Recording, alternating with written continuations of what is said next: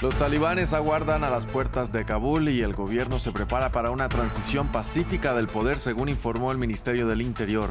Los insurgentes llegaron esta mañana mientras miles de militares estadounidenses aseguran la evacuación del personal de la embajada. El rápido avance del grupo talibán en Afganistán genera miedo y nerviosismo entre mujeres y niñas por las estrictas reglas islámicas que se aplicaron cuando los insurgentes gobernaron el país entre 1996 y 2001. Ahora estarían a punto de perder los logros en cuanto a sus derechos y libertades que tanto les ha costado conseguir. Entre los escombros, los haitianos continúan la búsqueda de desaparecidos tras el terremoto de magnitud 7,2 que sacudió la isla y deja al menos 304 muertos. Los hospitales al suroeste del país se encuentran colapsados y las autoridades intentan trasladar a los heridos hacia otras zonas en medio de la afectación de carreteras. Bienvenidos a una nueva emisión de Noticias en France 24. Los saluda Andrés Mesa Muñoz. Comenzamos en Afganistán. La temida noticia de la entrada de los talibanes a Kabul, la capital, llegó y está asediada por todos los frentes. Sin embargo, dijeron que no tomarían el control por la fuerza.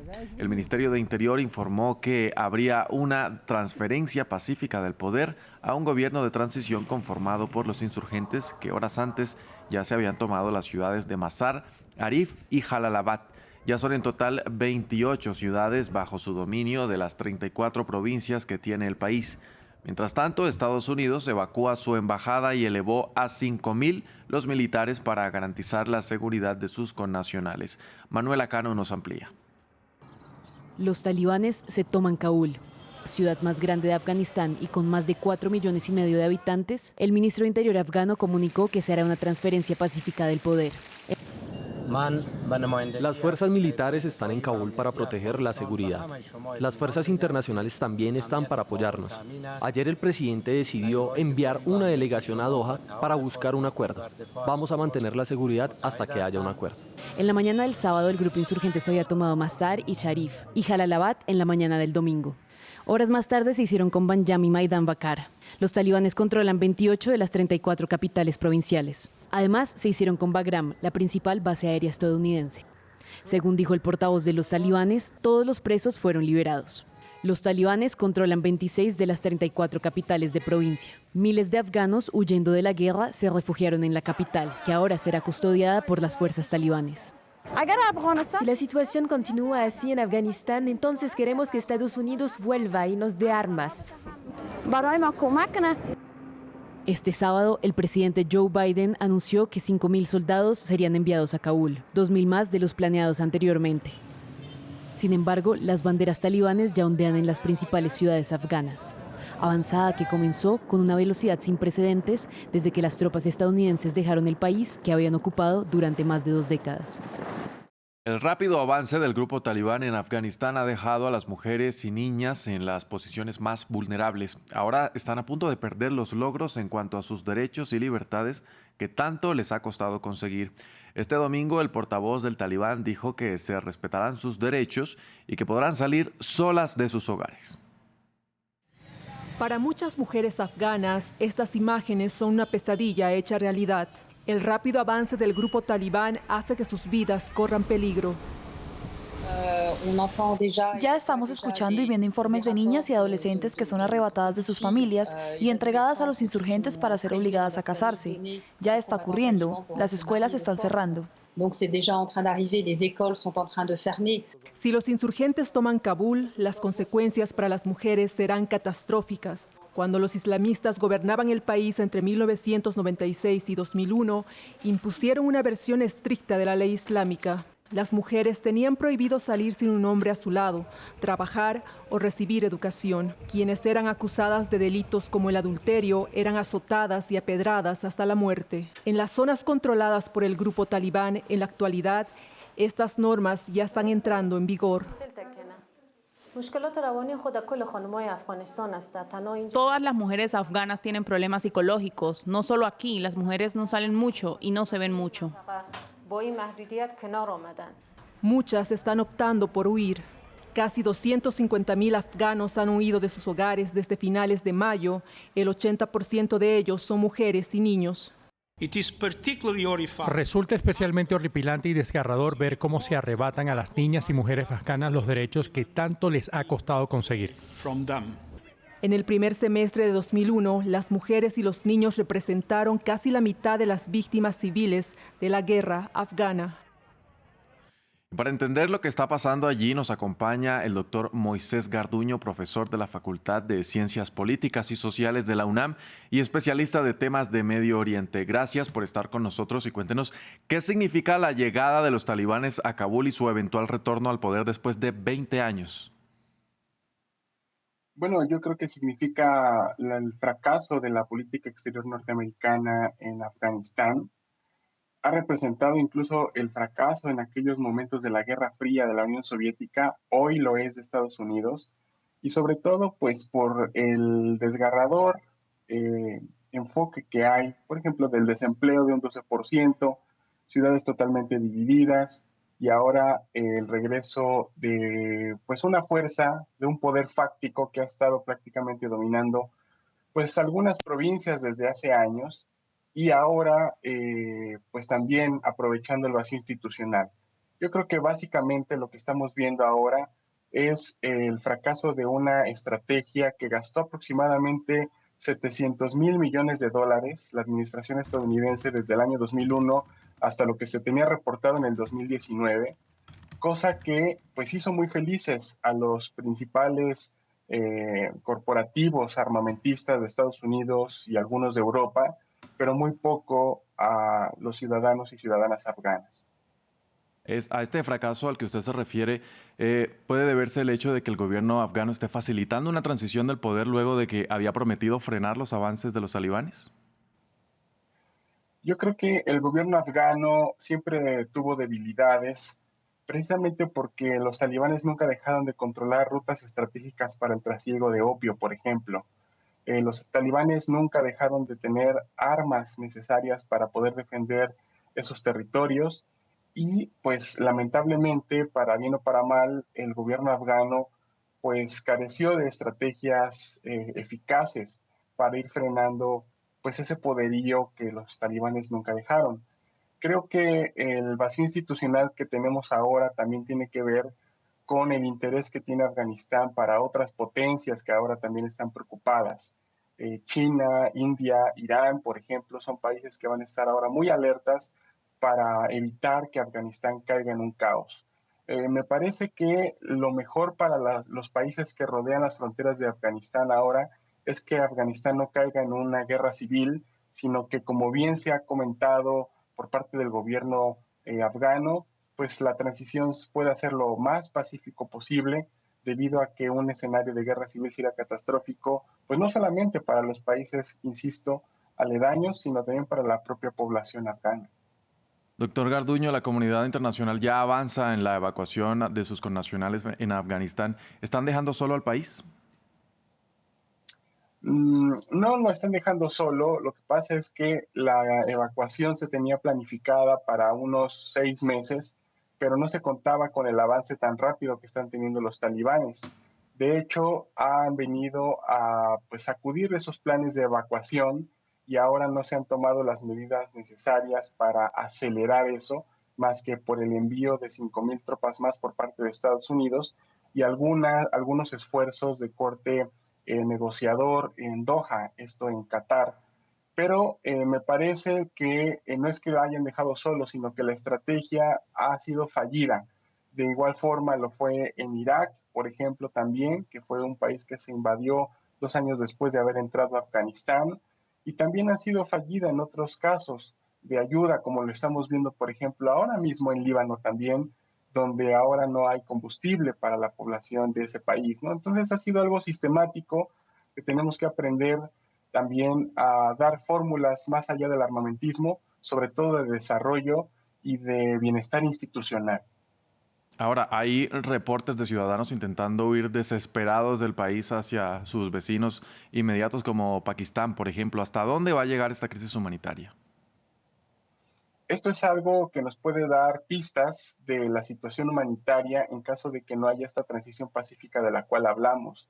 Países como Irán también están recibiendo muchísima población de corte Hazara, de corte incluso también Pashtu, que pues puede ser población, se podría pensar cercana a los talibanes, pero que como estamos viendo pues están saliendo del país. Yo creo que lo que buscan estas personas que están saliendo, mucho ojo, son las personas que tienen los recursos necesarios para migrar. Son aquellos que pueden entablar un viaje hacia las fronteras y poder salir del país. La gran mayoría del país, tenemos que recordar que el índice de desempleo, por ejemplo, está cerca del 14%, no puede emigrar, no puede salir del país, y eso es lo preocupante. El talibán también tiene un gran riesgo, que es desarrollar a una población que históricamente ha sido empobrecida y ha sido lanzada pues a una especie de conflicto y de tensiones latentes. Vamos a ver si los talibanes van a poder hacer esto y si va a contar con el apoyo de algún país como por ejemplo China, que está muy interesado en que esto, insisto, no caiga en más violencia de la que hemos tenido en las últimas 2 décadas. Moisés Garduño, especialista en temas de Medio Oriente, muchas gracias por acompañarnos en France 24. Y cambiamos de tema porque al menos 304 personas han muerto y hay centenares de heridos y desaparecidos tras el terremoto de magnitud 7,2 en el sur de Haití ocurrido ayer en la mañana a unos 12 kilómetros de la localidad de Saint-Louis du Sud. Hay cuantiosos daños materiales agravando la difícil situación del empobrecido país caribeño y es probable que las cifras de los afectados vayan en aumento. El primer ministro Ariel Henry declaró la emergencia y prometió coordinar la asistencia para que no se repitan los errores del terremoto de 2010, del cual el país aún no se ha recuperado.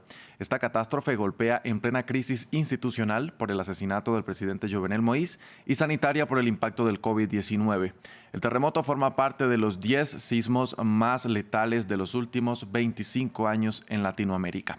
Para hablar de esta situación nos comunicamos con Edison Damas, analista internacional y expresidente del Convit Club Cultural Haitiano en Córdoba, Argentina. Muy buenos días.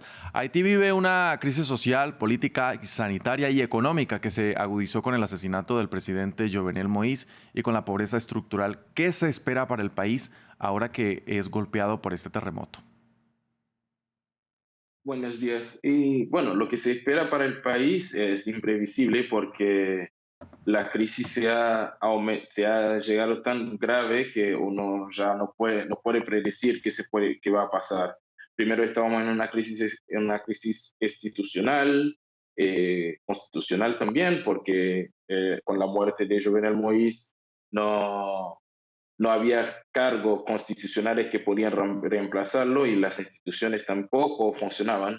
Y hoy en día Haití está afectado por un terremoto y el cono sur, digamos toda la zona sur del país que está pasando en este momento, sufriendo esta crisis, se va empeorando la situación en esta zona, porque esta zona ya era una zona muy afectada por toda la crisis en el país. El hambre se va a aumentar, la condición de desempleo, la cifra de desempleo se va a aumentar y en todo va a ir aumentando para el mal del país y para el mal de sus gentes, de nuestros compatriotas que están allá, que están sufriendo. Edison, ¿cómo cubrir las numerosas deficiencias del Estado ahora con esta tragedia? Tenemos un Estado ausente, tenemos un Estado que también, por ser un Estado de un país calificado como neocolonia de los países imperialistas, el Estado no trabajaba, digamos, en los mejores tiempos. Y hoy en día, para cubrirlo, esperando parte del Estado, no va a pasar nada. Lo que se está viendo en las imágenes es por lo menos una forma de cubrir los decadencia o las ineficiencias del Estado.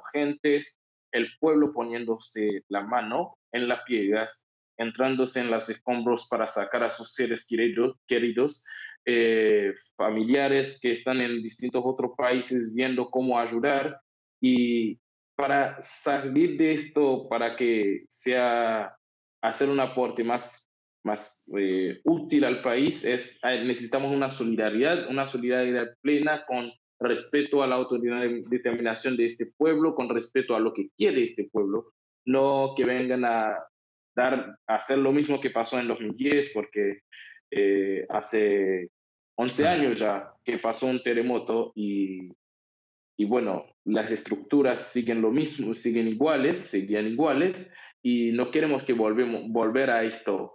que la comunidad internacional, por ejemplo, se toma el encargo todo lo que es la gestión y el manejo de la crisis y al final no se ve nada. Y precisamente hablando de esto, ya varios países anunciaron su intención de socorrer a Haití, pero ¿qué garantías hay de que no se repita lo ocurrido en 2010 cuando las ayudas no se vieron reflejadas en la reconstrucción de la isla luego del terremoto?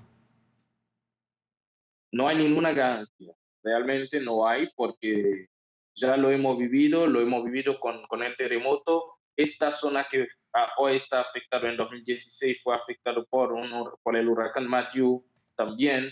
La comunidad internacional había dicho que va a apoyar, pero no se ve, porque lo que necesita el pueblo es una ayuda que permite desarrollo, que permite atacar la infraestructura del país y no hay ninguna garantía. El Estado no funciona. El Estado que primero debería garantizar que esta ayuda sea eficiente, que no vuelva a pasar lo que está pasando, lo que ha pasado en 2010, este Estado no está funcionando, no está trabajando. Por ejemplo, hay un corte entre el sur y el resto del país, solo por una zona que se llama Martizán, donde bandas armadas ocupan todo este lugar y no dejan pasar. Y el Estado recién ayer a las 5 o 6 de la tarde de Haití, estaban tratando de llegar al sur. Y no solamente Le Cayes, que es la ciudad más afectada, pero también al suroeste, Grandange, Jérémie, donde también son zonas muy alejadas y vía terrestre no se puede ir. Correcto. Y las estructuras aeroportuarias también fueron afectadas. Y entonces, cuando tenemos este tipo de estado, Muchas gracias. Lamentablemente se nos acabó el tiempo, pero muchas gracias por su colaboración con France 24. Y cambiamos de tema porque al menos 28 muertos y 79 heridos dejó una explosión de un tanque de combustible al norte de Líbano. El accidente se produjo cuando el ejército entregaba a residentes locales la gasolina que había decomisado del mercado ilegal. El siniestro se da en medio de la escasez de combustible agravado por la crisis económica, social y política que azota al país. Los detalles desde Beirut con nuestra corresponsal Etel Bonet. En plena crisis del combustible, el accidente mortal de esta madrugada en la ciudad fronteriza de Aracar por la explosión de un camión cisterna con gasolina es otro ejemplo más de cómo el Líbano está atrapado entre la corrupción y la negligencia. Aunque todavía se desconocen las causas del incidente, medios locales dijeron que el ejército había detenido al camión en cuestión, que transportaba gasolina subsidiada para ser vendida en el mercado negro en Siria, ahora que en el Líbano hay mucha escasez de combustible. Los hospitales han advertido que en los próximos días podrían dejar de funcionar si no se resuelve el problema de los subsidios para la importación de combustible. La decisión del Banco Central de quitar las subvenciones a la gasolina ocurre en un momento en el que los libaneses prácticamente dependen de los generadores de diésel para tener electricidad, porque hay 20 horas de apagones diarios. Esto también ocurre en medio de la peor crisis económica y si se mantienen o se levantan los subsidios, significaría que 2 galones de gasolina equivaldrían al sueldo medio de un libanés. Y vamos a Hong Kong porque el grupo Prodemocracia, que organizó las mayores protestas contra el gobierno en 2019, anunció su disolución. El Frente de Derechos Humanos Civiles, creado en 2002 y compuesto por una serie de organizaciones, dijo en un comunicado que ya no podía operar, citando la represión a la que se han visto sometidos por parte de las autoridades. Su decisión se da mientras enfrenta una investigación policial por presunta violación a la Ley de Seguridad Nacional China que entró en vigor el año pasado. Y antes de despedirnos, los invitamos a visitar nuestra página web www.france24.com. En portada, una actualización sobre la llegada de los talibanes a Kabul, la capital de Afganistán. Hasta aquí este informativo en France 24, pero los invitamos a que continúen con toda nuestra programación. Quédense con nosotros.